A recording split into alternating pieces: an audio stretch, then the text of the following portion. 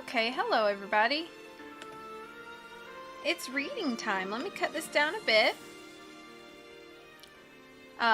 You guys are going to have to let me know about levels. I never know exactly what's good and right as far as read streams go. But yeah, it's been a hot minute since I've read this. I want to try to get through the series fairly quickly. That being said, I know I just started Paper Mario and I adore that game, but I may be doing more read streams than normal in the next few weeks, simply because my read streams of the series of Unfortunate Events books are my most watched streams on YouTube. I'm talking like thousands of hits. So the number one question I get in comments is, when are you going to finish this series? When are you going to finish this series? So I probably should just do it. But anyway, so today I'm going to try to get through 5 of the 13 chapters. That's about 105 pages. I don't know if I'll be able to do that before Holland arrives, but we're going to get as far as we can before it's time for her to show up. So, that being said, I think the levels for the music are okay, but if at any point it's too quiet or too loud, just yell at me. But without further ado, we're just going to jump right in here. A Series of Unfortunate Events, Book 10. The Slippery Slope. For Beatrice. When we met, you were pretty, and I was lonely. Now, I am pretty lonely. Chapter 1. A man of my acquaintance once wrote a poem called The Road Less Traveled, describing a journey he took through the woods along a path most travelers never used.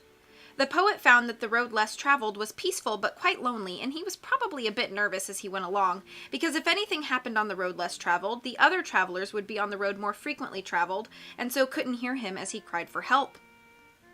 Sure enough, that poet is now dead. Like a dead poet, this book can be said to be on the road less traveled because it begins with the 3 Baudelaire children on a path leading through the Mortmain Mountains, which is not a popular destination for travelers, and it ends in the churning waters of the stricken stream, which few travelers even go near. But this book is also on the road less traveled because, unlike books most people prefer, which provide comforting and entertaining tales about charming people and talking animals, the tale you are reading now is nothing but distressing and unnerving, and the people unfortunate enough to be in the story are far more desperate and frantic than charming, and I would prefer not to speak about the animals at all. For that reason, I can no more suggest the reading of this woeful book than I can recommend wandering around the woods by yourself, because, like The Road Less Traveled, this book is likely to make you feel lonely, miserable, and in need of help. The Baudelaire orphans, however, had no choice but to be on the road less traveled. Violet and Klaus, the 2 elder Baudelaires, were in a caravan traveling very quickly along the high mountain path. Neither Violet, who was 14, nor Klaus, who had recently turned 13, had ever thought they would find themselves on this road, except perhaps with their parents on a family vacation. But the Baudelaire parents were nowhere to be found after a terrible fire destroyed their home, although the children had reason to believe that one parent may not have died in the blaze after all. And a caravan was not heading up the Mortmain Mountains toward a secret headquarters the siblings had heard about and were hoping to find.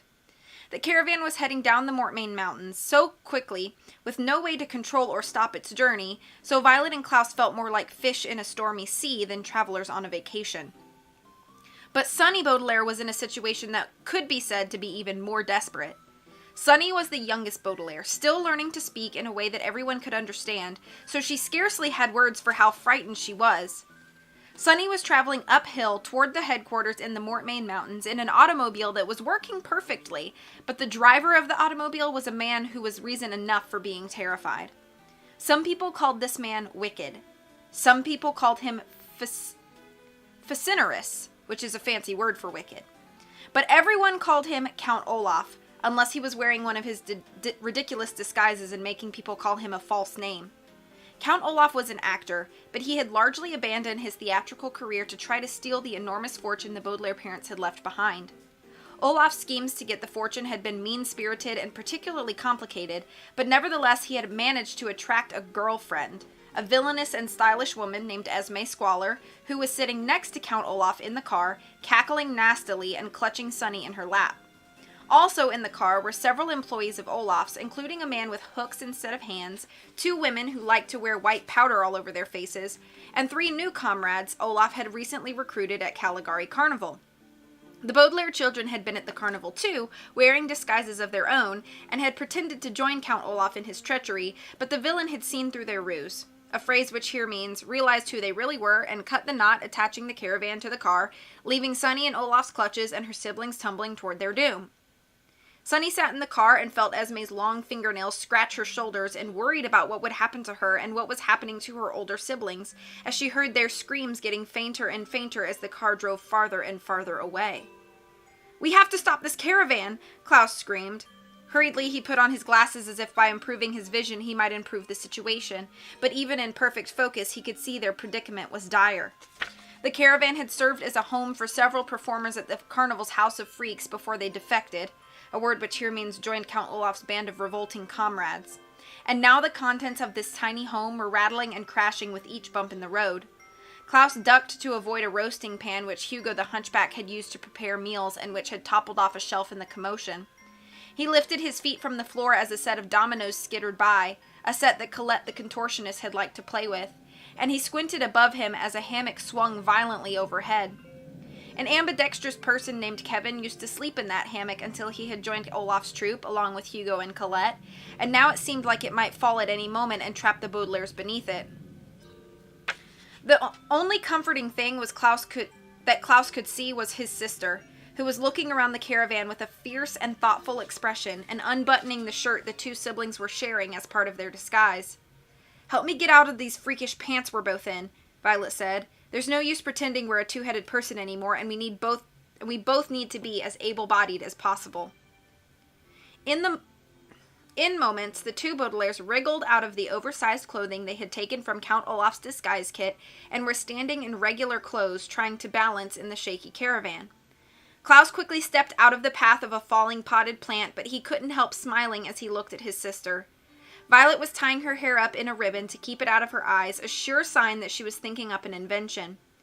Violet's impressive mechanical skills had saved the Baudelaires' lives more times than they could count, and Klaus was certain that his sister could concoct something that could stop the perilous journey of the caravan. "Are you going to make a break?" Klaus asked. "Not yet," Violet said. "A brake interferes with the wheels of a vehicle, and this caravan's wheels are spinning too quickly for interference. I'm going to unhook these hammocks and use them as a drag chute." "Drag chute?" Klaus said. "Drag chutes are a little like parachutes attached to the back of a car," Violet explained hurriedly as a coat rack clattered around her. She reached up to the hammock where she and Klaus had slept and quickly detached it from the wall.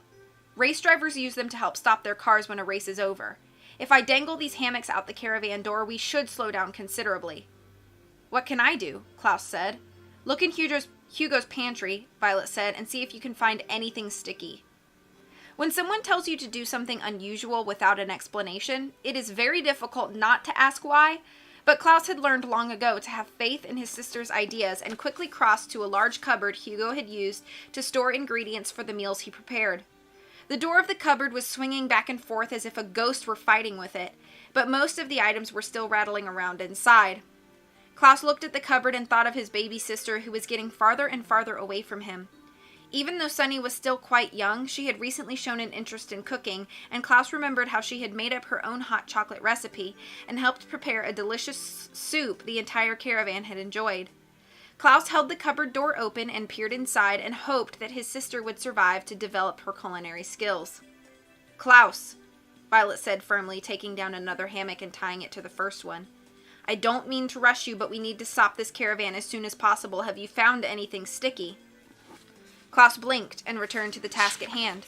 A ceramic pitcher rolled around his feet as he pushed through the bottles and jars of cooking materials. "There's lots of sticky things here," he said. "I can see blackstrap molasses, wild clover honey, corn syrup, aged balsamic vinegar, apple butter, strawberry jam, caramel sauce, maple syrup, butterscotch topping, maraschino liqueur, virgin and extra virgin olive oil, lemon curd, dried apricots, mango chutney, crema de noce, tamarind paste, hot mustard, marshmallows, creamed corn, peanut butter, grape preserves, saltwater taffy, condensed milk, pumpkin pie filling, and glue. I don't know why Hugo kept glue in the pantry, but never mind. Which of these do you want?" All of them, Violet said firmly. Find some way of mixing them while I tie these hammocks together. Klaus grabbed the pitcher from the floor and began to pour the ingredients into it, while Violet, sitting on the floor to make it easier to balance, gathered the cords of the hammocks in her lap and began twisting them into a knot. The caravan's journey grew rougher and rougher, and with each jolt, the Baudelaires felt a bit seasick, as if they were back on Lake Lachrymose, crossing its stormy waters to try and rescue one of their many unfortunate guardians. But despite the tumult around them, in moments, Violet stood up with the hammocks gathered in her arms, all tied together in a mass of fabric, and Klaus looked at his sister and held up the pitcher, which was filled to the brim with a thick and colorful slime. When I say the word, Violet said, I'm going to open the door and cast these hammocks out. I want you at the other end of the caravan, Klaus. Open that little window and pour out that mixture all over the wheels. If the hammocks work as a drag chute and the sticky substance interferes with the wheels, the caravan should slow down enough to save us.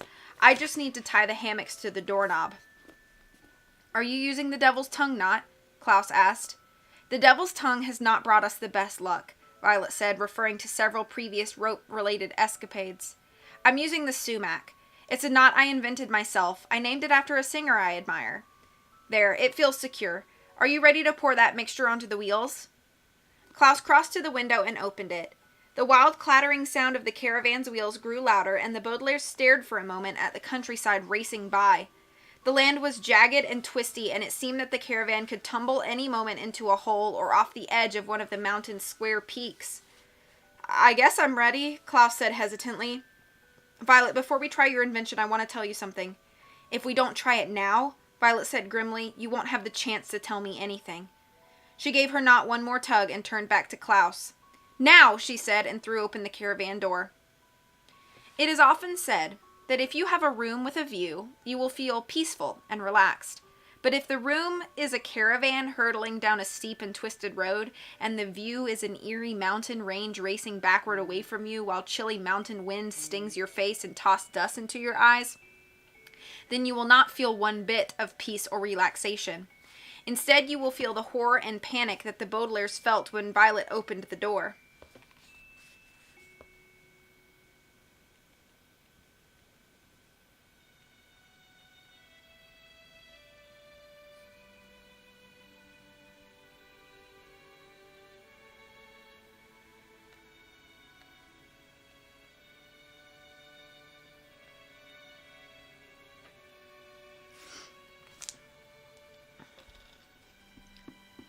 For a moment they could do nothing but stand still, feeling the wild tilting of the caravan and looking up at the odd square peaks of the Mortmain Mountains and hearing the grinding of the caravan's wheels as they rolled over rocks and tree stumps. But then Violet shouted, "Now!" once more, and both siblings snapped into action.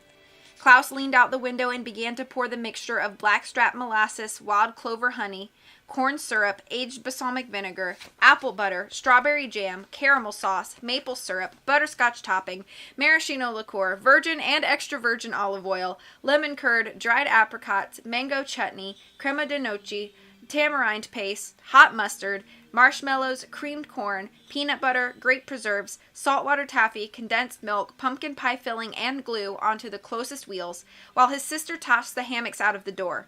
And if you have read anything of the Baudelaire orphans' lives, which I hope you have not, then you will not be surprised to read that Violet's invention worked perfectly.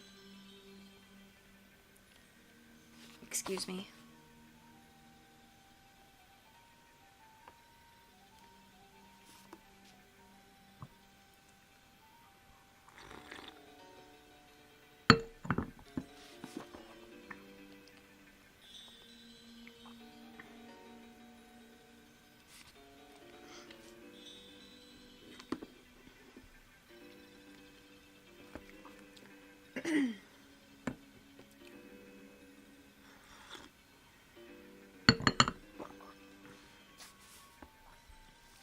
The hammocks immediately caught the rushing air and swelled out behind the caravan like enormous cloth balloons, which slowed the caravan down quite a bit, the way you would run much slower if you were dragging something behind you, like a knapsack or a sheriff. The sticky mixture fell on the spinning wheels, which immediately began to move with less ferocity, the way you would run with less ferocity if you suddenly found yourself running in quicksand or through lasagna. The caravan slowed down and the wheels spun less wildly, and within moments...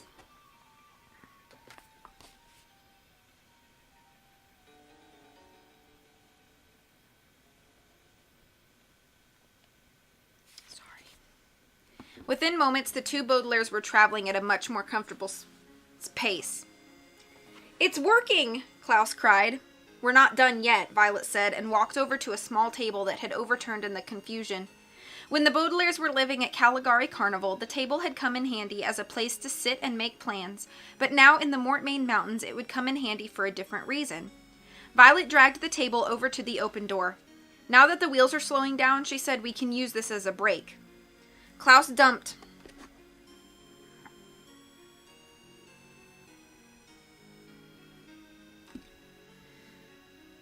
the last of the mixture out of the pitcher and turned to his sister. "How?" he said, but Violet was already showing him how. Quickly she lay on the floor and, holding the table by its legs, dangled it out of the caravan so it dragged on the ground. Immediately there was a loud scraping sound, and the table began to shake roughly in Violet's hands. But she held fast, forcing the table to scrape against the rocky ground and slow the caravan down even more. The swaying of the caravan became gentler and gentler, and the fallen items owned by the carnival employees stopped crashing, and then with one last whine, the wheels stopped altogether and everything was still.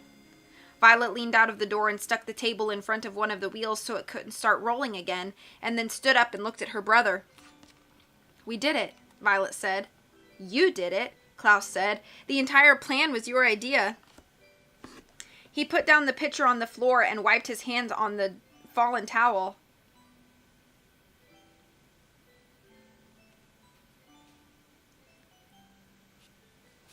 "Don't put down that pitcher," Violet said, looking around the wreckage of the caravan. "We should gather up as many useful things as possible. We'll need to get this caravan moving uphill if we want to rescue Sonny." "And reach the headquarters," Klaus added. "Count Olaf has the map we found, but I remember that the headquarters are in the Valley of Four Drafts near the source of the stricken stream. It'll be very cold there." "Well, there is plenty of clothing," Violet said, looking around. "Let's grab everything we can and organize it outside." Klaus nodded in agreement and picked up the pitcher again, along with several items of clothing that had belonged to Colette. Staggering from carrying so many things, he walked out of the caravan behind his sister, who was carrying a large bread knife, 3 heavy coats, and a ukulele that Hugo used to play sometimes on lazy afternoons. The floors of the caravan creaked as the Baudelaires stepped outside into the misty and empty landscape and realized how fortunate they had been. The caravan had stopped right at the edge of one of the odd square peaks of the mountain. The Mortmain Mountains looked like a staircase, heading up into the clouds or down into a veil of thick gray mist, and if the caravan had kept going in the same direction, the two Baudelaires would have toppled over the peak and fallen down through the mist to the next stair, far, far below. But to one side of the caravan, the children could see the waters of the stricken stream, which were an odd grayish-black color, and moved slowly and lazily downhill like a river of spilled oil. Had the caravan swerved to one side, the children would have been dumped into the dark and filthy waters. "It looks like the brake worked just in time," Violet said quietly. "No matter where the caravan would have gone, we would have been finished." Klaus nodded in agreement and looked around at the wilderness. "It will be difficult to navigate the caravan out of here," Klaus said. "You'll have to invent a steering device." "And some sort of engine," Violet said. "That will take some time." "We don't have any time," Klaus said. "If we don't hurry, Count Olaf will be too far away, and we'll never find Sonny." "We'll find her," Violet said firmly, and put down the items she was carrying. "Let's go back into the caravan and look for—" But before Violet could say what to look for, she was interrupted by an unpleasant crackling noise. The caravan seemed to moan and then slowly began to roll toward the edge of the peak. The Baudelaires looked down and saw that the wheels had smashed the small table, so there was nothing to stop the caravan from moving again. Slowly and awkwardly it pitched forward, dragging the hammocks behind it as it neared the very edge of the peak. Klaus leaned down to grab hold of the hammock, but Violet stopped him. "It's too heavy," she said. "We can't stop it. We can't let it fall off the peak," Klaus cried. "We'd be dragged down, too," Violet said. Klaus knew his sister was right, but still he wanted to grab the drag chute Violet had constructed. It is difficult when faced with a situation you cannot control to admit that you can do nothing, and it was difficult for the Baudelaires to stand and watch the caravan roll over the edge of the peak. There was one last creak as the back wheels bumped against a mound of dirt, and then the caravan disappeared in absolute silence. The Baudelaires stepped forward and peered over the edge of the peak, but it was so misty that the caravan was only a ghostly rectangle, getting smaller and smaller as it faded away. Pardon me a second, I'm so sorry.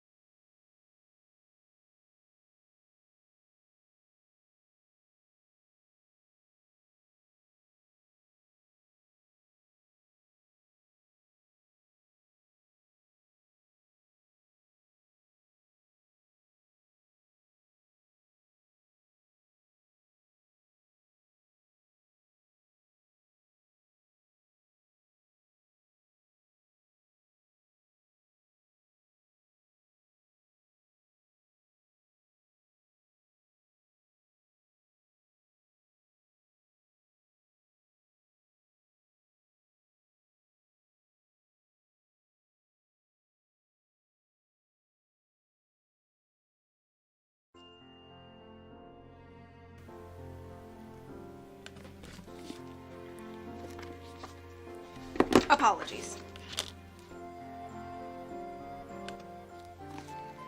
Why isn't there a crash? Klaus asked. The drag chute is slowing it down, Violet said. Just wait. The siblings waited, and after a moment there was a muffled boom from below as the caravan met its fate. In the mist, the children could not see a thing, but they knew that the caravan and everything inside it were gone forever, and indeed I have never been able to find its remains, even after months of searching the area with only a lantern and a rhyming dictionary for company. It seems that even after countless nights of battling snow gnats and praying the batteries would not run out, it is my fate that some of my questions will never be answered. Fate is like a strange, unpopular restaurant, filled with odd waiters, who bring you things you never asked for and don't always like. When the Baudelaires were very young, they would have guessed that their fate was to grow up in happiness and contentment with their parents in the Baudelaire mansion.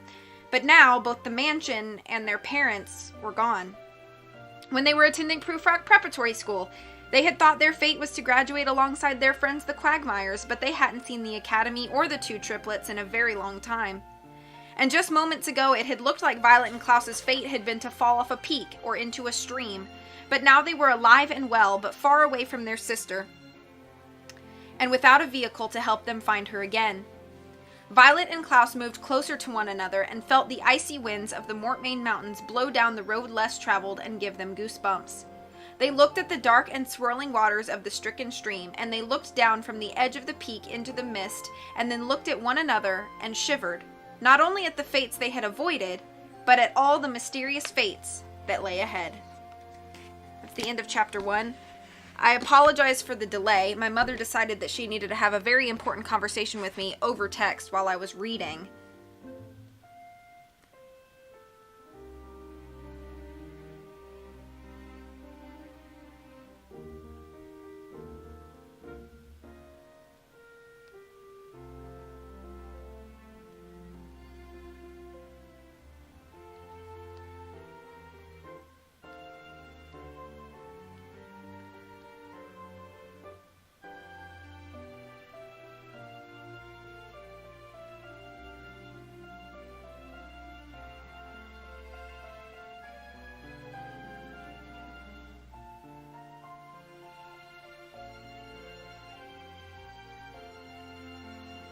Okay.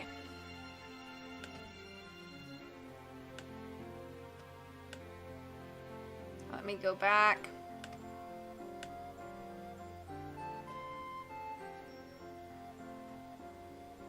Okay,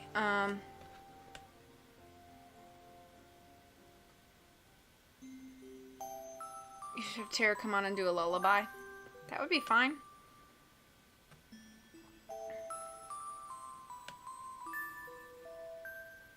Oh, be safe, Mystic. Yeah, I probably already missed you, but have a good night. Thank you for being here. Dire and perfect focus. The best thing to have in focus. I've learned long ago just go with most ideas without asking why. Use the gum gloves, Klaus. 2 types of olive oil. Fancy living. Hammocks, I cast thee out. The devil's tongue not lies. The sumac. After a singer I admire. What singer? Beyonce. I wasn't that mad. Picnic on the road.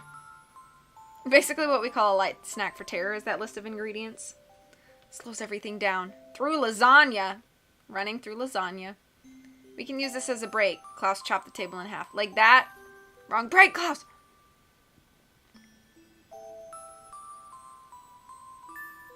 I often topple over after a snack, too. Thank you for that, Tara.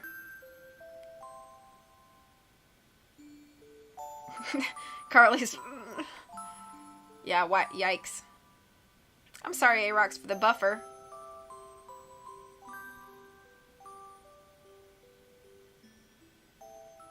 Life is bound to happen over the course of 12 hours. That's true. Yes, that. For the timeout.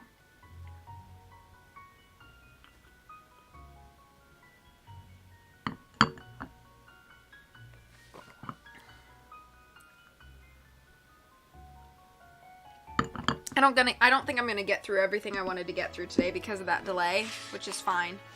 But it'll just mean that parts 2 and 3 of this book reading are gonna be much longer. Okay, moving on. Chapter 2. Violet took one last look over the misty peak, and then reached down to put on one of the heavy coats that she had taken from the caravan. Take one of these coats, she said to her brother. It's cold out here, and it's likely to get even colder. The headquarters are supposed to be very high up in the mountains.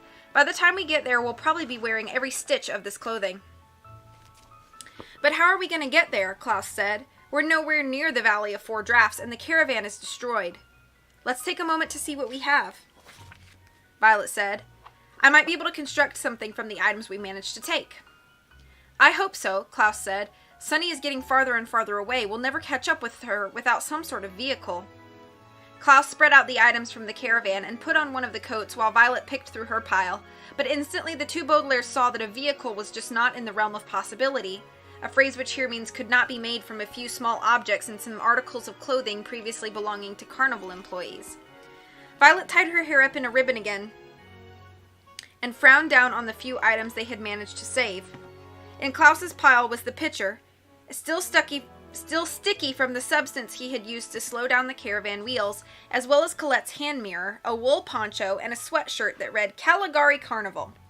In Violet's pile was the large bread knife, the ukulele, and one more coat. Even Klaus, who was not as mechanically minded as his sister, knew that the materials gathered on the ground were not enough to make something that could take the two children through the Mortmain Mountains.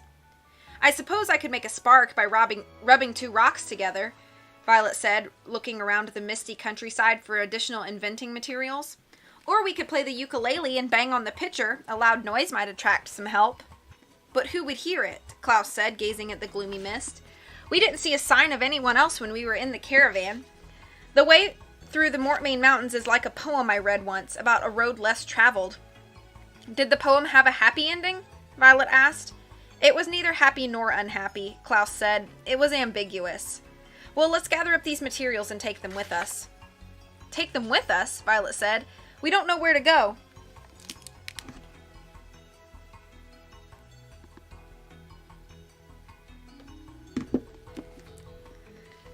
But that could take days, Violet said. We don't have a map or any food or water for the journey or tents or sleeping bags or any other camping equipment. We can use all this clothing as blankets, Klaus said, and we can sleep in any shelter we find. There were quite a few caves on the map that animals use for hibernation. The two Baudelaires looked at one another and shivered in the chilly breeze. The idea of hiking for hours in the mountains, only to sleep wrapped in someone else's clothing in a cave that might contain hibernating animals, was not a pleasant one, and the siblings wished they did not have to take the road less traveled, but instead could travel in a swift, well-heated vehicle and reach their sister in mere moments. But wishing, like sipping a glass of punch or pulling aside a bearskin rug in order to access a hidden trapdoor in the floor, is merely a quiet way to spend one's time before the candles are extinguished on one's birthday cake, and the Baudelaires knew that it would be best to stop wishing and start their journey. Klaus put the hand mirror and the ukulele in his coat pockets and picked up the poncho and the pitcher, while Violet put the bread knife in her pocket and picked up the sweatshirt and the last coat, and then with one last look at the tracks the caravan left behind as it toppled over the peak, the two children began to follow the stricken stream. If you have ever traveled a long distance with a family member, then you know that there are times when you feel like talking and times when you feel like being quiet. This was one of the quiet times. Violet and Klaus walked up the slopes of the mountain toward the headquarters they hoped to reach, and they heard the sound of the mountain winds, a long, tuneless moan like someone blowing across the top of an empty bottle, and the odd, rough sound of the stream's fish as they stuck their heads out of the dark, thick waters of the stream. But both travelers were in a quiet mood and did not say a word to one another, each lost in their own thoughts. Violet let her mind wander to the time she had spent with her siblings in the village of Foul Devotees, when a mysterious man named Jacques Snicket was murdered, and the children were blamed for the crime. They had managed to escape from prison and rescue their friends Duncan and Isadora Quagmire from Count Olaf's clutches, but then had been separated at the last moment from the two triplets, who sailed away in a self-sustaining hot airmobile home built by a man named Hector. None of the Baudelaires had seen Hector or the two Quagmires since, and Violet wondered if they were safe, and if they had managed to contact a secret organization they'd discovered. The organization was called VFD, and the Baudelaires had not yet learned exactly what the organization did, or even what all the letters stood for. The children thought that the headquarters at the Valley of Four Draughts might prove to be helpful, but now, as the eldest Baudelaire trudged alongside the stricken stream, she wondered if she would ever find the answers she was looking for.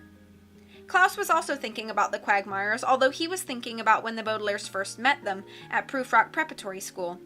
Many of the students at the school had been quite mean to the three siblings, particularly a very nasty girl named Carmelita Spatz, but Isadora and Duncan had been very kind, and soon the Baudelaires and the Quagmires had become inseparable, a word which here means close friends.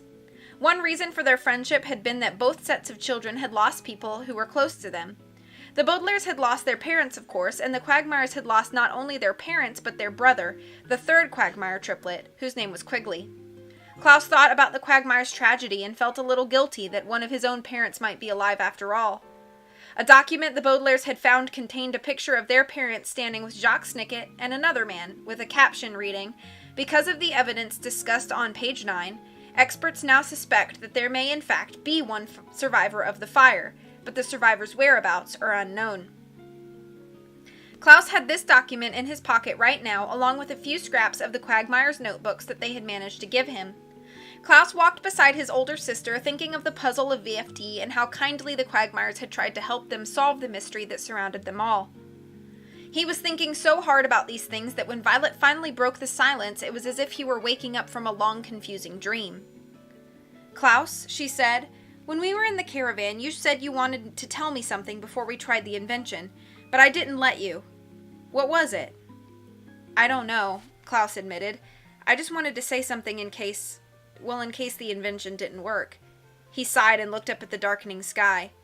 "I don't remember the last thing I said to Sonny," he said quietly. "It must have been when we were in Madame Lulu's tent, or maybe outside, just before we stepped into the caravan. Had I known that Count Olaf was going to take her away, I would have tried to say something special. I could have complimented her on the hot chocolate, or told her how skillful she was at staying in disguise." "You can tell her those things," Violet said, "when we see her again." "I hope so," Klaus said glumly, "but we're so far behind Olaf and his troop." "But we know where they're going," Violet said, and we know that he won't harm a hair on her head. Count Olaf thinks we perished in the caravan, so he needs Sunny to get his hands on that fortune. She's probably unharmed, Klaus agreed, but I'm sure she's really frightened. I just hope she knows we're coming after her.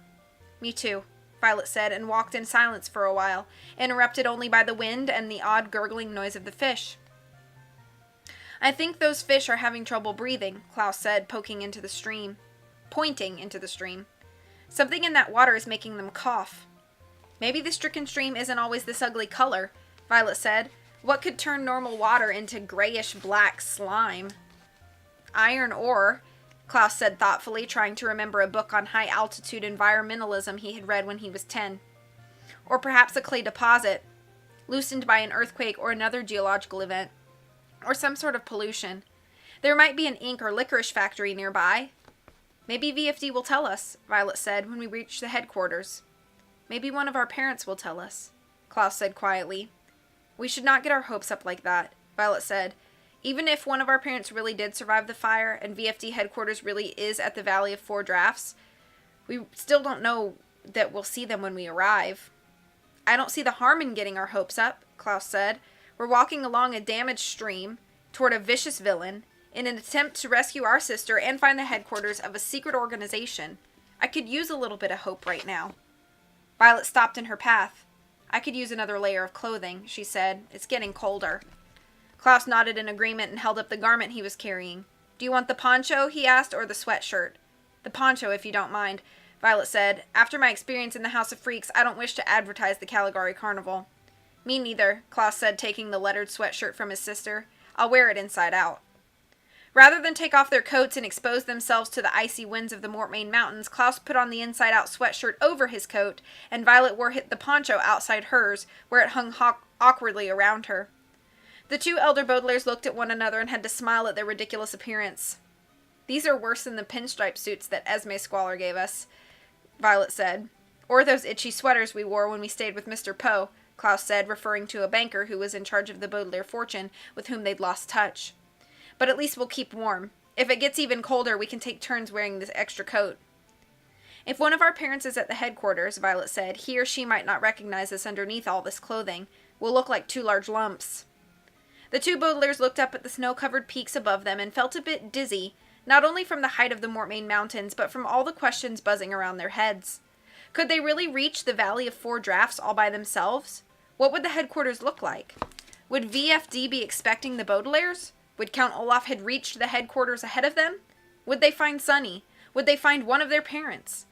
Violet and Klaus looked at one another in silence and shivered in their strange clothes until finally Klaus broke the silence with one more question, which seemed the dizziest one of all. Which parent, he said, do you think is the survivor? Violet opened her mouth to answer, but at that moment another question immediately occupied the minds of the elder Baudelaires. It's a dreadful question, and nearly everyone who has found themselves asking it has ended up wishing that they'd never brought up the subject. My brother asked this question once, and had nightmares about it for weeks. An associate of mine asked the question and found himself falling through the air before he could hear the answer. It is a question I asked once, a very long time ago and in a very timid voice, and a woman replied by quickly putting a motorcycle helmet on her head and wrapping her body in a red silk cape. The question is, what in the world is that ominous-looking cloud of tiny white buzzing objects coming toward us? And I'm sorry to tell you that the answer is a swarm of well-organized, ill-tempered insects known as snow gnats who live in cold mountain areas and enjoy stinging people for no reason whatsoever. What in the world, Violet said, is that ominous-looking cloud of tiny white buzzing objects coming toward us? Klaus looked in the direction his sister was pointing and frowned. I remember reading something in a book on mountainous insect life, he said, but I can't quite recall those details. Try to remember, Violet said, looking nervously at the approaching swarm. The ominous-looking cloud of tiny white buzzing objects had appeared from around a rocky corner, and from a distance it looked a bit like the beginnings of a snowfall. But now the snowfall was organizing itself into the shape of an arrow and moving toward the two children, buzzing louder and louder as if it were annoyed. I think they might be snow gnats, Klaus said. Snow gnats live in cold mountain areas and have been known to group themselves into well-defined shapes. Violet looked from the approaching arrow to the waters of the stream and the steep edge of the mountain peak. "I'm glad gnats are harmless," she said. "It doesn't look like there's any way to avoid them." "Then there is something else about snow gnats," Klaus said, "that I'm not quite remembering." The swarm drew quite close, with the tip of the fluttering white arrow just a few inches from the Baudelaire's noses, and then stopped in its path, buzzing angrily. The two siblings stood face to face with the snow gnats for a long, tense second, and the gnat at the very, very tip of the arrow flew daintily forward and stung Violet on the nose. "Ow!" Violet said. The snow gnat flew back to its place, and the eldest Baudelaire was left rubbing a tiny red mark on her nose. "That hurt," she said. "It feels like a pin stuck me." "I remember now," Klaus said. "Snow gnats are ill-tempered and enjoy stinging people for no reason whatsoever." But Klaus did not get to finish his sentence because the snow gnats interrupted and gave a ghastly demonstration of just what he was talking about. Curling lazily in the mountain winds, the arrow twisted and became a large buzzing circle, and the gnats began to spin around and around the two Baudelaires like a well-organized and ill-tempered hula hoop. Each gnat was so tiny that the children could not see any of its features, but they felt as if the insects were smiling nastily. "Are the stings poisonous?" Violet asked. "Mildly," Klaus said. "We'll be all right if we get stung a few times, but many stings could make us very ill. Ow!" One of the gnats had flown up and stung Klaus on the cheek as if it were seeing if the middle Baudelaire was fun to hurt. "People always say that if you don't bother stinging insects, they won't bother you," Violet said nervously. "Ow!" "That's scarcely ever true," Klaus said, "and it's certainly not true with snow gnats. Ow! Ow! Ow!" "What should we ow?" Violet half asked. "I don't ow!" Klaus half answered, but in moments the Baudelaires did not have time for even half a conversation. The circle of snow gnats began spinning faster and faster, and the insects spread themselves out so it looked as if the two siblings were out in the middle of a tiny white tornado. Then in the series of maneuvers that must have taken a great deal of rehearsal, the gnats began stinging the Baudelaires first on one side and then on the other. Violet shrieked as several gnats stung her chin. Klaus shouted as a handful of gnats stung his left ear, and Klaus shouted as and both Baudelaires cried out as they tried to wave the gnats away, only to feel the stingers all over their waving hands. The snow gnats stung to the left and stung to the right. They approached the Baudelaires from above, making the children duck, and then from below, making the children stand on tiptoe in an effort to avoid them. And all the while the swarm buzzed louder and louder, as if wishing to remind the Baudelaires how much fun the insects were having. Violet and Klaus closed their eyes and stood together, too scared to walk blindly and find themselves falling off a mountain peak or sinking into the waters of the stricken stream. "Coat!" Klaus managed to shout, and then spit out a gnat that had flown into his mouth in the hopes of stinging his tongue. Violet understood at once and grabbed the extra coat in her hands and draped it over Klaus and herself like a large limp umbrella of cloth. The snow gnats buzzed furiously, trying to get inside to continue stinging them, but had to settle for stinging the Baudelaire's hands as they held the coat in place. Violet and Klaus looked at one another dimly underneath the coat, wincing as their fingers were stung, and tried to keep walking. "We'll never reach the Valley of Four Drafts like this," Violet said, speaking louder than usual over the buzzing of the gnats. "How can we stop them, Klaus?" "Fire drives them away," Klaus said. "In the book I read, the author said that even the smell of smoke can keep a whole swarm at bay, but we can't start a fire underneath a coat." "Ow!" A snow gnat stung Violet's thumb on a spot that had already been stung, just as the Baudelaires rounded the rocky corner where the swarm had first appeared. Through a worn spot in the fabric, the Baudelaires could just make out a dark circular hole in the side of the mountain. "That must be an entrance to one of the caves," Klaus said. "Could we start a fire in there?" "Maybe," Violet said, "and maybe we'd annoy a hibernating animal." "Well, we've already managed to annoy thousands of animals," Klaus said, almost dropping the pitcher as a gnat stung his wrist. "I don't think we have much choice. I think we have to head into the cave and take our chances." Violet nodded in agreement, but looked nervously at the entrance of the cave. Taking one's chances is like taking a bath, because sometimes you end up feeling comfortable and warm, and sometimes there is something terrible lurking around that you cannot see until it is too late and you can do nothing else but scream and cling to your plastic duck. The two Baudelaires walked carefully toward the dark circular hole, making sure to stay clear of the nearby edge of the peak and pulling the coat tightly around them so the snow gnats could not find a way inside. But what worried them most was not the height of the peak or the stingers of the gnats, but the chances that they were taking as they ducked inside the gloomy entrance of the cave. The two Baudelaires had never been in this cave before, of course, and as far as I have been able to ascertain, they were never in it again, even on their way back down the mountain, after they had been reunited with their baby sister and learned the secret of verbal fridge dialogue. And yet, as Violet and Klaus took their chances and walked inside, they found two things with which they were familiar. The first was fire. As they stood inside the entrance to the cave, the siblings realized at once that there was no need to worry about the snow gnats any longer, because they could smell nearby smoke and even see at a great distance small orange flames toward the back of the cave. Fire, of course, was very familiar to the children, from the ashen smell of the remains of the Baudelaire mansion to the scent of the flames that destroyed Caligari Carnival.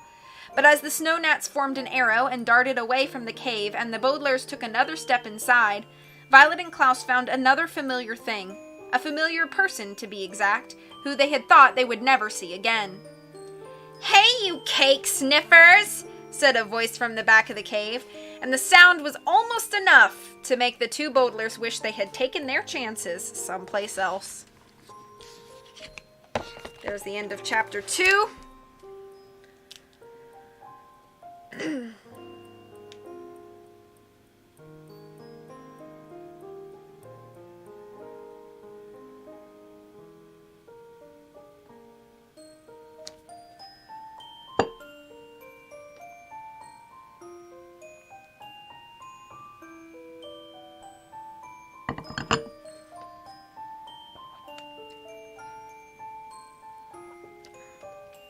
Thank you so much for those 1,500 bits, A-Rock. That was just so incredibly kind of you. Thank you so much.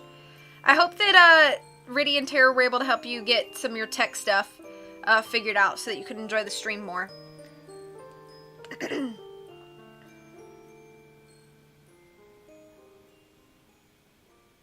Thank you so much for those kind words, Tara.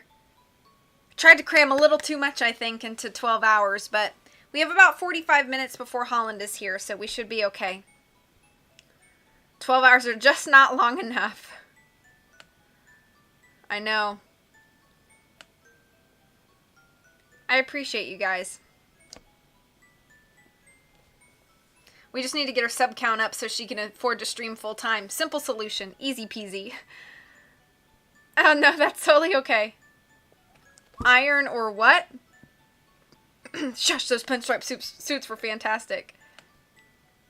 Get a sub for all 606. Is that how many followers I'm up to?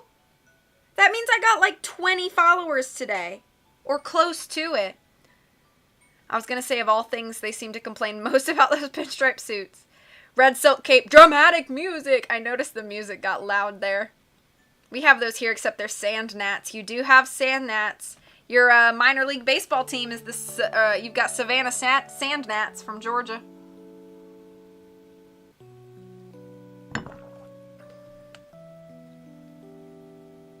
I was going in and say, oh, you just said the Savannah Sand Gnats. Oh, they are the Savannah Bananas now? They're not the Sand Gnats anymore? I saw them play the River Dogs just like a year and a half ago, maybe 2 years.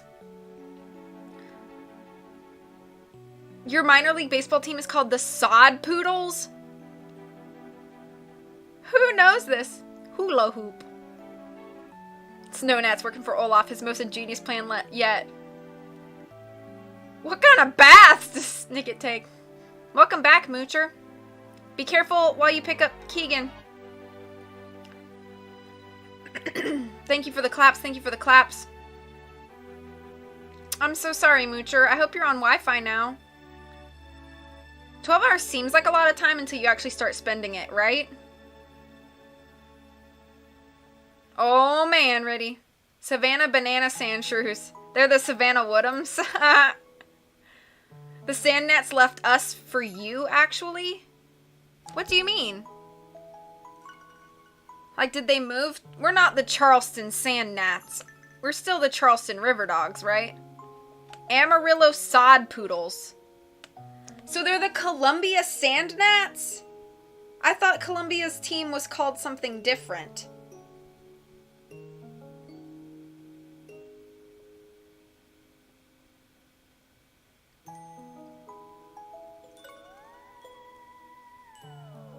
The Amarillo Sod Poodles. That's such a terrible name. Like, I'm sorry. I'm sure your city's great, but whoever named that team needs to be fired. The Fireflies. Oh, yeah, you're right. The Columbia Fireflies. Sports talk with V and Brit. It's true. All right, I'm going to try to get at least through chapter 3 before I have to call it. And then we'll just do... That'll be 10 chapters left to split up between 2 more streams, which should be okay. My city voted for it. Oh, man. Oh, I saw that part and it didn't click in my brain.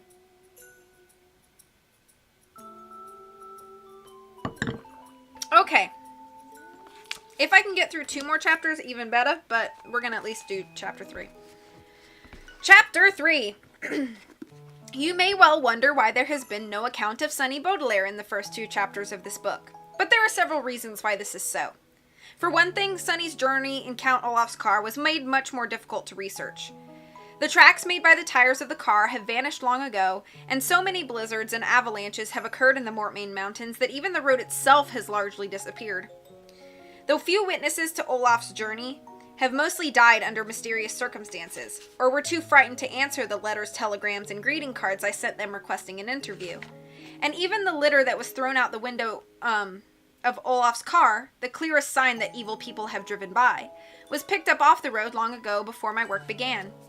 The missing litter is a good sign, as it indicates that certain animals of the Mortmain Mountains have returned to their posts and are rebuilding their nests, but it has made it very hard for me to write a complete account of Sonny's travels.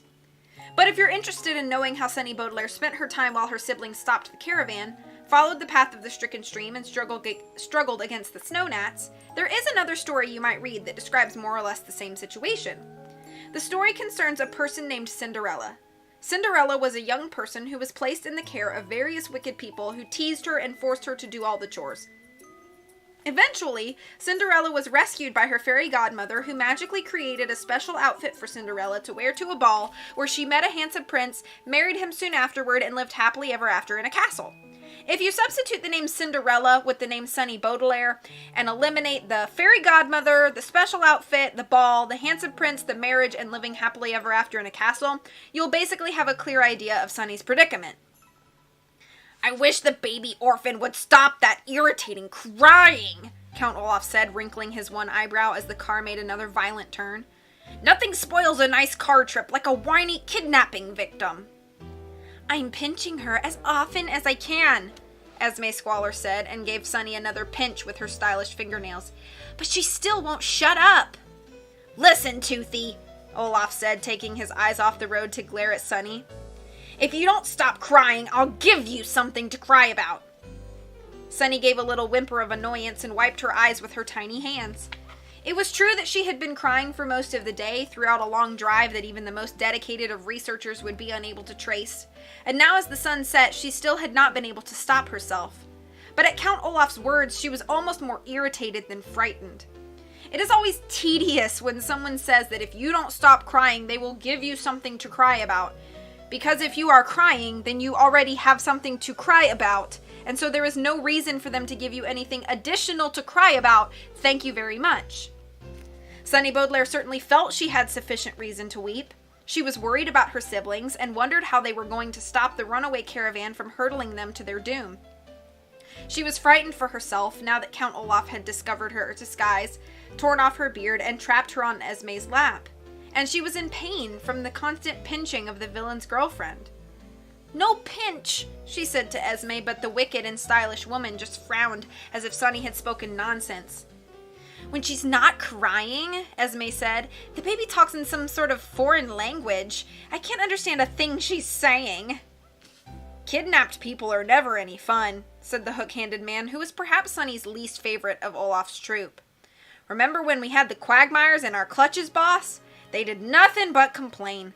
They complained when we put them in the cage. They complained when we trapped them inside the fountain. Complain. I was just so sick of them, I was almost glad when they escaped from our clutches. Glad? Count Olaf said with a snarl. We worked hard to steal the Quagmire fortune, and we didn't get a single sapphire. That was a real waste of time. Don't blame yourself, Olaf, said one of the white-faced women from the back seat. Everybody makes mistakes. Not this time, Olaf said. With the 2 orphans squashed someplace underneath a crushed caravan, and the baby orphan on your lap, the Baudelaire fortune is mine. And once we reach the Valley of 4 Drafts and find the headquarters, all our worries will be over. Why? Asked Hugo, the hunchbacked man who had previously been employed at the carnival. Yes, please explain, said Kevin, another former carnival worker. At Caligari Carnival, Kevin had been embarrassed to be ambidextrous, but Esme had lured him into joining Olaf's troupe by tying Kevin's right hand behind his back, so no one would know it was as strong as his left. Remember, boss, we're new to the troupe, so we don't always know what's going on. I remember when I first joined Olaf's troupe, the other white-faced woman said. I'd never even heard of the Snicket file. Working for me is a hands-on learning experience, Olaf said. You can't rely on me to explain everything to you. I'm a very busy man. I'll explain it, boss, said the hook-handed man. Count Olaf, like any good businessman, has committed a wide variety of crimes. But these stupid volunteers have gathered all sorts of evidence and filed it away, Esme said. I tried to explain that crime is very in right now, but apparently they weren't interested. Sunny wiped another tear from her eye and sighed. The youngest Baudelaire thought she'd almost rather be pinched again than hear any more of Esme Squaller's nonsense about what was in, the word that Esme used for fashionable, and what was out. We need to destroy these files or Count Olaf could be arrested, the hook-handed man said. We have reason to believe that some of the files are at the VFD headquarters. What does VFD stand for? The voice of Colette came from the floor of the automobile.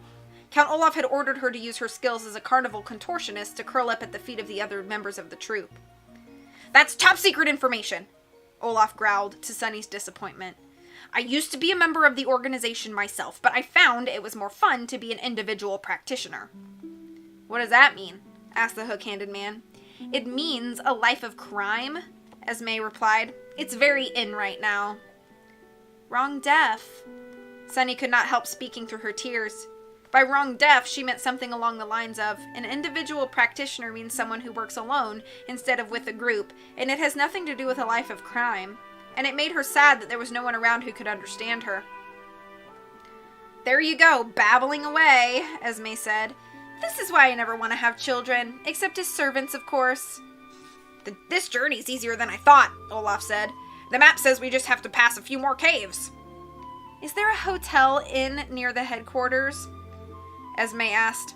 I'm afraid not, sweetheart, the villain replied, but I have 2 tents in the trunk of my car. We'll be camping on Mount Fraught, the summit of the Mortmain Mountains. The summit? Esme said. It'll be cold at the highest peak. It's true, Olaf admitted, but fall spring is on its way, so before long it'll be a bit warmer. But what about tonight? Esme Squaller said. It is definitely not in for me to set up tents in freezing cold. Count Olaf looked at his girlfriend and began to laugh, and Sunny could smell the foul breath of his nasty giggles. Don't be silly, the villain said finally. You're not going to be setting up the tents, Esme. You're going to stay nice and toasty in the car. The buck-toothed baby will set up the tents for us. Now Olaf's entire troop laughed, and the car filled with the stench of so many villains' bad breath. Sunny felt a few more tears roll down her face and turned to the window so no one would see. The car's windows were very dirty, but the youngest Baudelaire could see the strange square peaks of the Mortmain Mountains and the dark waters of the stricken stream. By now the car had driven so high up in the mountains that the stream was mostly ice. And Sunny looked at the wide stripe of frozen blackness and wondered where her siblings were and if they were coming to rescue her. She remembered the other time she had been in Count Olaf's clutches when the villain had tied her up, locked her in a cage, and dangled her outside his tower room as part of one of his schemes. It had been an absolutely terrifying experience for the youngest Baudelaire, and she often still had nightmares about the creaking of the cage and the distant sight of her 2 siblings looking up at her from Count Olaf's backyard. But Violet had built a grappling hook to rescue her, and Klaus had done some important legal research to defeat Olaf's schemes. As the car took Sunny farther and farther away from her siblings, and she stared out at the lonesome terrain, she knew that they would save her again. How long until will we stay on Mount Fraught? Hugo asked. Until I say so, of course, Count Olaf replied. You'll soon find out that much of this job involves a lot of waiting around, the hook-handed man said. I usually keep something around to help pass the time, like a deck of cards or a large rock. It can be dull, admitted one of the white-faced women, and it can be dangerous. Several of our comrades have recently suffered terrible fates. It was worth it, Count Olaf said nonchalantly, a word which here means in a tone of voice that indicated he didn't care one bit about his deceased employees. Sometimes a few people need to die in fires or get eaten by lions if it's all for the greater good. What's the greater good? Asked Colette. Money, Esme cried in greedy glee. Money and personal satisfaction, and we're going to get both of these things out of this whimpering baby on my lap. Once we have our hands on the Baudelaire fortune, we'll have enough money to live a life of luxury and plan several more treacherous schemes. The entire troop cheered, and Count Olaf gave Sunny a filthy grin, but did not say anything more as the car raced up a steep, bumpy hill, and at last screeched to a halt just as the last rays of the sun faded into the evening sky. We're here at last, Count Olaf said, and handed the car keys to Sunny. Get out, baby orphan! Unload everything from the trunk and set up the tents. And bring us some potato chips, Esme said, so we'll have something in to eat while we wait. Esme opened the door of the car, placed Sunny on the frozen ground, and slammed the door shut again. Instantly, the chilly mountain air surrounded the youngest Baudelaire and made her shiver. It was so bitterly cold at the highest peak of the Mortmain Mountains that her tears froze in their tracks, forming a tiny mask of ice all over her tiny face. Unsteadily, Sunny rose to her feet and walked to the back of the car. She was tempted to keep walking and escape from Olaf while he waited in the car with his troop, but where could she go? Sunny looked around at her surroundings and could not see a place where a baby would be safe by herself. The summit of Mount Fraught was a small, flat square, and as Sunny walked to the trunk of the car, she gazed off each edge of the square, feeling a bit dizzy from the great height. From 3 of the edges, she could see the square and misty peaks of some of the other mountains, most of which were covered in snow, and twisting through the peaks were the strange black waters of the stricken stream, and the rocky path that the car had driven along. But from the 4th side of the square peak, Sunny saw something so strange it took her a moment to figure out what it was. Extending from the highest peak in the Mortmain Mountains was a glittering white strip, like an enormous piece of shiny paper folded downward, or the wing of some tremendous bird. Sunny watched the very last rays of the sunset reflect off this enormous surface and slowly realized what it was, the source of the stricken stream. Like many streams, the stricken stream originated within the rocks of the mountains, and in the warmer season, Sunny could see that it cascaded down from this highest peak in an enormous waterfall. But this was not a warm time of year, and just as Sunny's tears had frozen on her face, the waterfall had frozen solid into a long, slippery slope that disappeared into the darkness below. It was such an eerie sight that it took Sunny a moment to wonder why the ice was white instead of black like the waters of the stricken stream. Honk! A loud blast from Count Olaf's horn made Sunny remember what she was supposed to be doing, and she hurriedly opened the trunk and found a bag of potato chips which she brought back to the car. That took a very long time, orphan, said Olaf rather than thank you. Now go set up the tents, one for Esme and me, and one for my troop, so we can get some sleep. Where is the baby gonna stay? Asked the hook-handed man. I don't want her in my tent. I hear that babies can creep up and steal your breath while you're sleeping. Well, she's certainly not sleeping with me, Esme said. It's not in to have a baby in your tent. She's gonna sleep in either tent. She's not gonna sleep in either tent, Olaf decided. There's a large covered casserole dish in the trunk. She can sleep in there. Will she be safe in a casserole dish? Esme asked. Remember, Olaf, honey, if she dies, then we can't get our hands on that fortune. There's a few holes in the top so she can breathe, Olaf said, and the cover will protect her from the snow gnats. Snow gnats? Asked Hugo. Snow gnats are well-organized, ill-tempered insects, Count Olaf explained, who live in a cold mountain area and enjoy stinging people for no reason whatsoever. I've always been fond of them. No gnat, Sunny said, which meant I didn't notice any such insects outside, but no one paid any attention. Won't she run away if there's no one watching her? Asked Kevin. She wouldn't dare, Count Olaf said, and even if she tried to survive in the mountains by herself, we could see where she went. That's why we're staying here at the summit. We'll know if the brat escapes or if anyone's coming after us, because we can see everything and everyone for miles and miles. Eureka, Sunny said before she could stop herself. She meant something along the lines of, I've just realized something, but she had not meant to say that out loud. Stop your babbling and get busy, you fanged brat, Esme Squalor said and slammed the car door shut. Sunny could hear the laughing of the troop and the crunching of potato chips as she walked slowly back to the trunk to find the tents. It is often quite frustrating to arrange all of the cloth and the poles so that a tent works correctly, which is why I have always preferred to stay in hotels or rented castles, which also have the added attractions of solid walls and maid service. Sunny, of course, had the extra disadvantages of trying to do it herself, in the dark, when she was still fairly new at walking and was worried about her siblings. But the youngest Baudelaire had a history of performing Herculean tasks, a phrase which here means managing to do incredibly difficult things. As I'm sure you know, if you're ever forced to do something very difficult, it often helps to think of something inspiring to keep you going. When Sunny had engaged in a sword and tooth fight at Lucky Smell's lumber mill, for instance, she thought of how much she cared for her siblings, and it helped her defeat the evil Dr. Orwell. When Sunny climbed up an elevator shaft at 667 Dark Avenue, she had concentrated on her friends the Quagmires and how much she wanted to rescue them, and before too long she had reached the penthouse apartment. So as Sunny dug a hole in the frozen ground with her teeth so the tent poles would stay in place, she thought of something that inspired her, and oddly enough, it was something that Count Olaf had said about being able to see everything and everyone for miles and miles. As Sunny assembled the tents and gazed down every so often at the slippery slope of the frozen waterfall, she decided that she would not try to sneak away from Olaf and his troop. She would not try to sneak anywhere, because if you could see everything and everyone from Mount Fraught, that also meant everything and everyone, including Violet and Klaus Baudelaire, would be able to see her.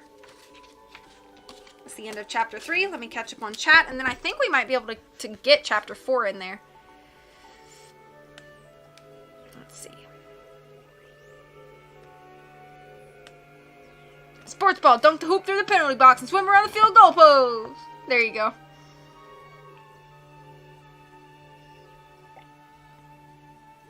Yes, I've seen the movie and the Netflix series.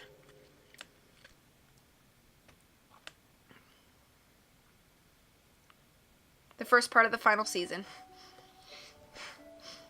VFD has vases of flowers and daggers. Very fluffy dog. Duh. Children as servants, the best reason to have the children. Vivacious, fiery DJs. Large rocks, they've gotten through many a bored moments. Are you the hook-handed man? Get out, baby orphan. Ooh, a reading. Hello again, Art. I've been working on trying to make a $5 so I can get a mic. Surveys and questionnaires only give so much. Understood. Yes, good luck. You got this. 24 viewers, ooh. I thought Via's trying to tell people to get out of her way with a honk. Them babies Dave Bogart breath. Hi, Spaghetti. How you doing? Well, I'm glad you are here. Clap, clap, clap.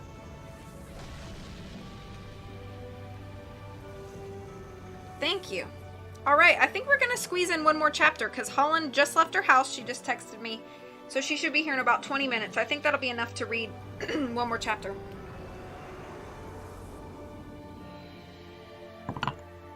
So we're gonna go right into, I'm doing pretty good, thank you. I'm just gonna go straight into chapter 4. Chapter 4. That night was a dark day. Of course, all nights are dark days because night is simply a badly lit version of day, due to the fact that the earth travels around and around the sun, reminding everyone that it's time to get out of bed and start the day with a cup of coffee, or a secret message folded up into a paper airplane that can sail out of the barred window of a ranger station. But in this case, the phrase a dark day means a sad time in the history of the Baudelaire children, VFD, and all kind, brave, and well-read people in the world.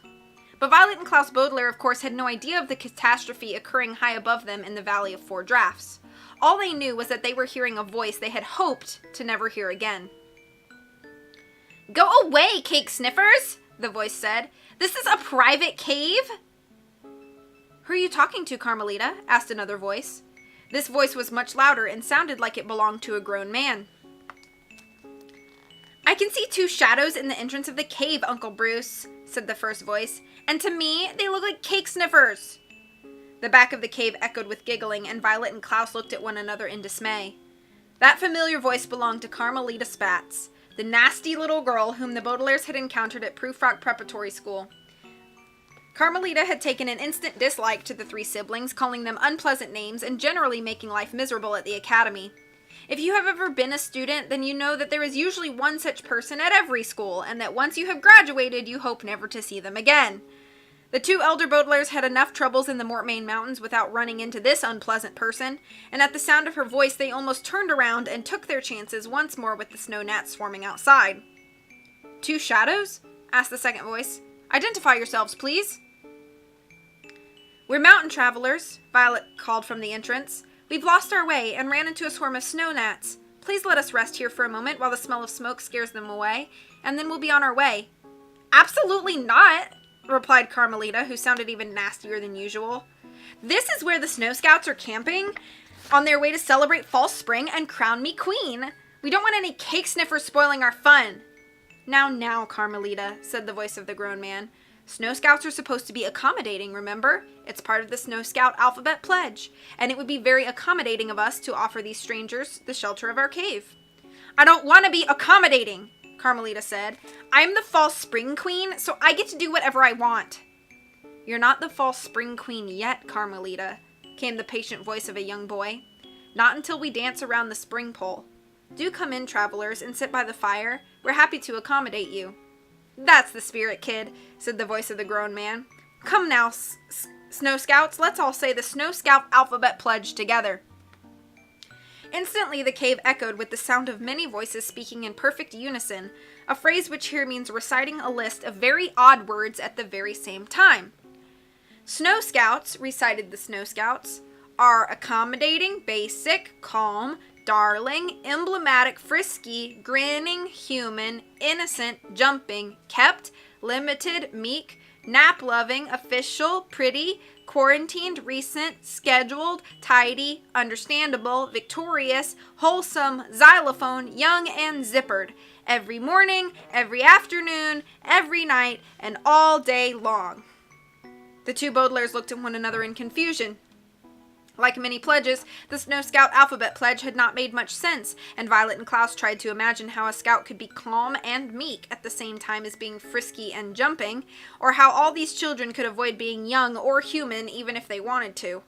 They couldn't figure out why the pledge suggested being these things every morning, every afternoon, and every night, and then added all day long, or why the word xylophone appeared in the pledge at all. But they did not have much time to wonder, because when the pledge was over, the Snow Scouts all took a big breath and made a long, airy sound, as if they were imitating the wind outside, and this seemed even more strange. "That's my favorite part," said the voice of the grown man when the sound faded away. "There's nothing like ending the Snow Scout alphabet pledge with a snowy sound.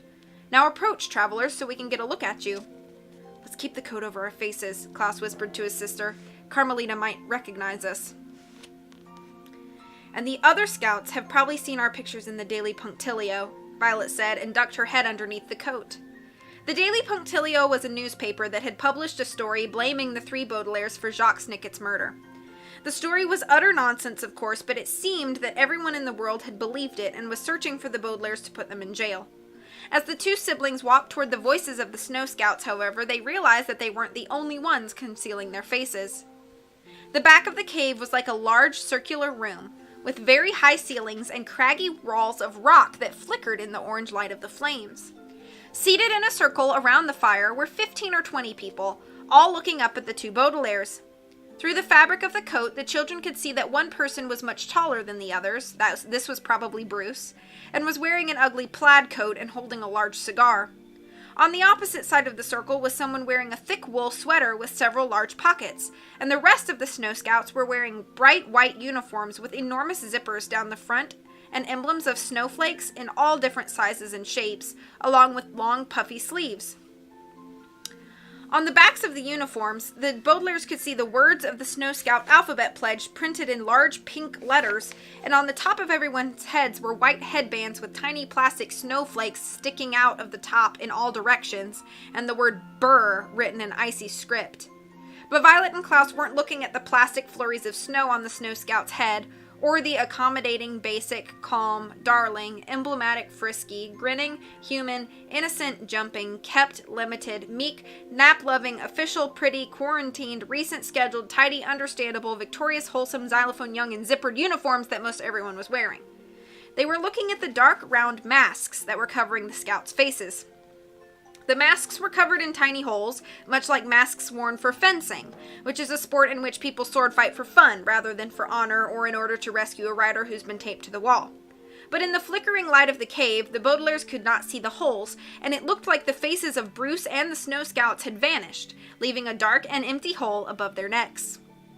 "You cake sniffers look ridiculous," said one of the scouts, and the Baudelaires knew at once which masked figure was Carmelita Spatz. "Your faces are all covered up." "We're meek," Violet said, thinking quickly. "In fact, we're so meek we hardly ever show our faces."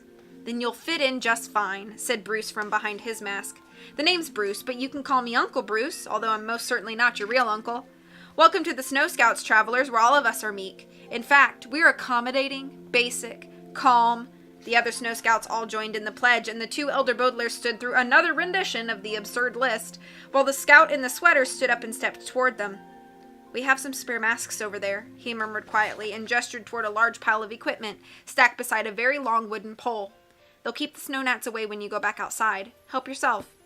"Thank you," Violet replied, as the scouts promised to be kept limited and meek.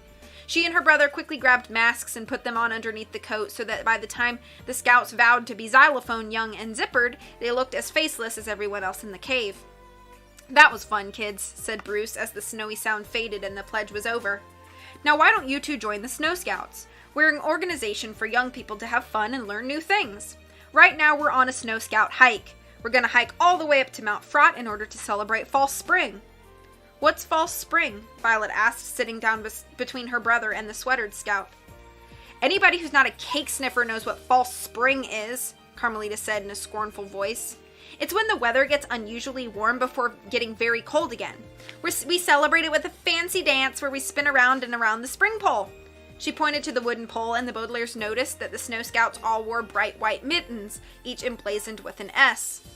"When the dance is over, we choose the best Snow Scout and crown her the False Spring Queen. This time, it's me. In fact, it's always me." That's because Uncle Bruce is really your uncle," said one of the other Snow Scouts. "No, it's not," Carmelita insisted. "It's because I'm the most accommodating, basic, calm, darling, emblematic, frisky, grinning, human, innocent, jumping, kept, limited, meek, nap-loving, official, pretty, quarantined, recent, scheduled, tidy, understandable, victorious, wholesome, xylophone, young, and zippered." "How can anyone be xylophone?" Klaus couldn't help asking. "Xylophone isn't an adjective." "Uncle Bruce couldn't think of another word that began with X," explained the sweatered Snow Scout in the tone of voice indicating that he thought this wasn't a very good excuse. "How about xenial?" Klaus suggested. "It's a word that means—" "You can't change the words of the Snow Scout alphabet pledge," Bruce interrupted, moving his cigar toward his face as if he were going to try to smoke it through his mask. "The whole point of the Snow Scouts is that you do the same thing over and over. We celebrate false spring over and over on Mount Fraught at the source of the stricken stream. My niece Carmelita Spatz is false spring queen over and over, and over and over we stop here in this cave for Snow Scout story time." "I read that the caves of the Mortmain Mountains contained hibernating animals," Klaus said. "Are you sure it's safe to stop here?" The Snow Scout, who was wearing a sweater instead of a uniform, turned his head quickly to the Baudelaires as if he was going to speak, but Bruce answered first. "It's safe now, kid," he said. "Years ago, apparently, these mountains were crawling with bears. The bears were so intelligent that they were trained as soldiers, but they disappeared, and no one knows why." "Not bears," the scout in the sweater said, so quietly that the two Baudelaires had to lean in to hear him. "Lions lived in these caves, and they weren't soldiers. The lions were detectives. They were volunteer feline detectives." He turned so his mask was facing the two siblings, and the children knew he must be staring at them through the holes. "Volunteer feline detectives," he said again, and the Baudelaires almost gasped. "Did you say—" Violet said, but the sweatered Snow Scout shook his head as if it were not safe to talk. Violet looked at her brother and then at the scout, wishing she could see both of their faces behind their masks. The initials of Volunteer Feline Detectives, of course, spelled VFD. The name of the organization they were looking for, but were these initials a coincidence? As they had seemed to be so many times? Or was this mysterious scout giving them some sort of signal? "I don't know what you kids are muttering about," Bruce said, "but stop at this instant. It's not time for conversation. It's Snow Scout story time, when one Snow Scout tells a story to the other Snow Scouts. Then we'll all eat marshmallows until we feel sick and go to sleep on a heap of blankets just like we do every year. Why don't our new Snow Scouts tell the first story? I should tell the first story, whined Carmelita. After all, I'm the Fall Spring Queen. But I'm sure the travelers would have a wonderful story to tell, the Sweatered Scout said. I'd love to hear a very fascinating drama. Klaus saw his sister raise her hands to her head and smiled. He knew Violet had instinctively began to tie up her hair in a ribbon to help her think, but it was impossible to do so with a mask on. Both the Baudelaire minds were racing to figure out a way to communicate with this mysterious scout, and the children were so lost in thought that they scarcely heard Carmelita Spatz insulting them. Stop sitting around, cake sniffers, Carmelita said. If you're gonna tell us a story, get started. I'm sorry for the delay, Violet said, choosing her words as carefully as she could. We haven't had a very fun day, so it's difficult to think of a good story. I didn't realize this was a sad occasion, said the Sweatered Scout. Oh, yes, Klaus said. We've had nothing to eat all day except for, some vinegar-flavored donuts. And then there were the snow gnats, Violet said. They behaved like violent frozen dragonflies. When they form an arrow, Klaus said, they're more like a voracious, fierce dragon. Or a vain, fat dictator, I imagine, the scout in the sweater said, and gave the Baudelaires a mass nod as if he received their message. This is the most boring story I have ever heard, Carmelita Spatz says. Uncle Bruce, tell these two that they're both cake sniffers. Well, it wouldn't be very accommodating to say so, Bruce said, but I must admit the story you're telling is a little dull, kids. When Snow Scouts tell stories, they skip over everything boring and tell only the interesting parts. That way the story can be as accommodating, basic, calm, darling, emblematic, frisky, grinning, human, innocent, jumping, kept, limited, meek, nap-loving, official, pretty, quarantined, recent, scheduled, tidy, understandable, victorious, wholesome, xylophone young, and zippered as possible. I'll show these cake sniffers how to tell an interesting story, Carmelita said. Once upon a time, I woke up and looked in the mirror, and there I saw the prettiest, smartest, most darling girl in the whole wide world. I put on a lovely pink dress to make myself look even prettier, and I skipped off to school, where my teacher told me I looked more adorable than anyone she had ever seen in her entire life, and she gave me a lollipop as a special present. At this point, I will take a page from someone's book, a phrase which here means adopt an idea used by somebody else. If, for instance, a man told you that the best way to write thank you notes is to reward yourself with a cookie every time you finished one, you might take a page from his book and have a plate of cookies nearby after your birthday or some other gift-giving occasion. If a girl told you that the best way to sneak out of the house late at night is to make sure everyone else is sound asleep, you might take a page from her book and mix a sleeping potion into everyone else's after-dinner coffee before climbing down the ivy that grows outside your bedroom window. And if you have been reading this miserable story, then the next time you find yourself in a similar situation, you might take a page from The Slippery Slope and use a combination of sticky substances and a drag chute to slow down a racing caravan, and then retrieve several articles of heavy clothing in order to protect yourself from the cold, and find a cave full of snow scouts gathered around a fire when the snow gnats began to swarm. But I will be taking a page from Bruce's book, when he suggested that a storyteller only tell the interesting parts of the story and skip everything boring. Certainly the two elder Baudelaires wished they could skip this boring part of their own story, as they were very eager to leave the cave and resume their search for their sister. But Violet and Klaus knew that they shouldn't leave the cave until they could talk to the mysterious boy in the sweater, and that they couldn't talk to the mysterious boy in the sweater in front of Bruce and the other Snow Scouts. So they sat by the fire as Carmelita Spatz talked on and on about how pretty and smart and darling she was, and how everybody she met told her that she was unbelievably adorable. Although the Baudelaires had to sit through these tedious portions of their story, there is no reason for you to do so, and so I will skip ahead, past the tiresome details of Carmelita's endless story, and the senseless pledge that Bruce made everyone say several more times, and the all-marshmallow meal that the Scouts shared with the two siblings. I will skip how irksome it was for Violet and Klaus to turn away from the Scouts, quickly lift their masks, and pop marshmallows into their mouths before covering their faces again so they would not be recognized. After their long, tiring journey, the children would have preferred a more substantial supper and a less complicated way of eating it, but the siblings could not skip these parts of their story, so they had to wait for the evening to pass and all the other Snow Scouts to feel sick and arrange blankets into a large heap beside the spring pole. Even when Bruce led the Snow Scouts in one more alphabet pledge as a way of saying goodnight, Violet and Klaus dared not get up and talk to the Sweatered Scout for fear of being overheard, and they had to wait for hours, too curious and anxious to sleep, as the fire died down and the cave echoed with the sounds of Snow Scout snoring. But I will take a page from the book of the Snow Scout leader and skip ahead to the next interesting thing that happened, which was very, very late at night, when so many interesting parts of stories happen, and so many people miss them because they are asleep in their beds, or hiding in the broom closet of a mustard factory disguised as a dustpan to fool the night watchman. It was very late at night. In fact, one might say that it was the darkest part of this dark day. And it was so late that the Baudelaires had almost given up on staying awake, particularly after such an exhausting day. But just as the two siblings were beginning to fall asleep, they each felt a hand touch them on the shoulder, and they quickly sat up and found themselves looking into the masked face of the sweatered scout. "Come with me, Baudelaires," the boy said in a very quiet voice. "I know a shortcut to the headquarters." And this was an interesting part of the story indeed. That's the end of chapter 4. Catch up.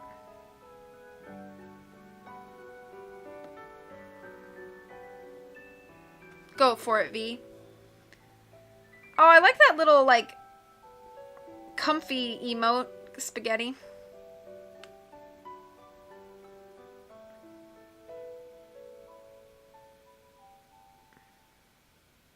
Twilight Princess, that's a Zelda game. I'm so close to 3 years. Holy cow. You're literally like 9 days away from 3 years. Holy cow. The more you know.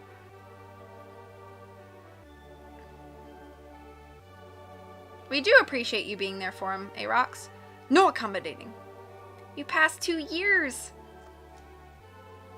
I too am xylophone. Happy 2 months late follow-versary. Aww. Hey, Stuart.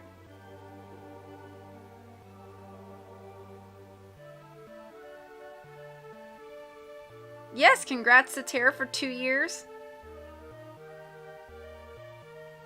Almost 2 years for Stuart. This sounds like a cult. Is this a cult? Let's call Nancy to investigate the cult. Nancy and I know a lot about cults. Call me Uncle. Fishy? Hi, hello, Uncle. Fishy. Carmelita V. Spats. She's a basic white chick. Volunteer feline detectives. Apparently Xenial doesn't mean wearing a fiery dress. They coughed in the book and IRL. The vinegar-flavored donuts goes down easy. Aw, Twix went to sleepies to the read-in.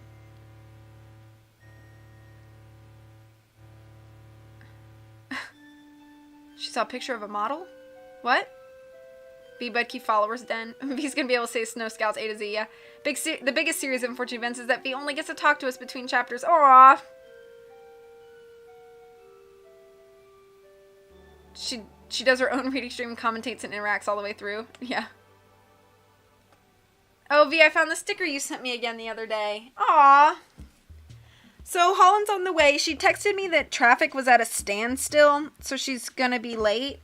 But that's okay, because I kind of want to go talk to my mom for a minute. So I'm going to put us back on a break. Leave you with some more music. And we'll be back soonish. See y'all in a bit. Get up, take a break, go to the bathroom, get some food, whatever you want to do. Be back as soon as Holland's here.